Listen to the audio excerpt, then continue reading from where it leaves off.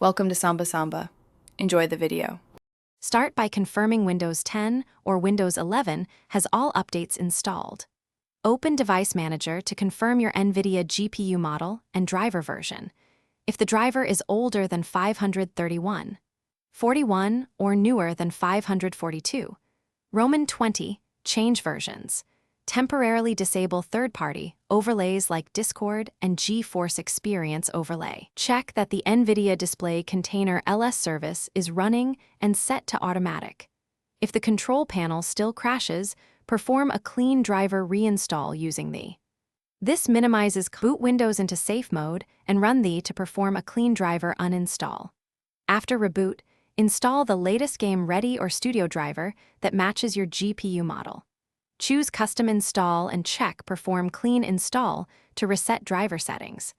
Reinstall GeForce Experience to restore the Nvidia Control Panel hooks and overlay. Also reinstall Visual C++ redistributables and NET frameworks to ensure dependencies resolve. Finally, run sfc/scano to repair Windows system files that can break the control panel functionality. If problems persist, add NVCPLUI. exe to your antivirus and firewall exceptions and verify file permissions.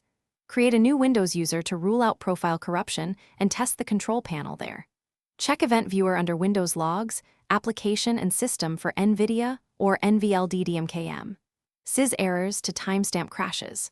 Run dxdiag and nvlog collector to gather logs before contacting NVIDIA support. Consider rolling back recent Windows updates or performing a system restore to a known good point.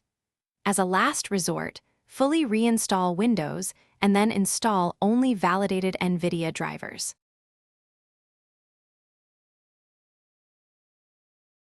Thanks for watching. Consider subscribing if we helped you.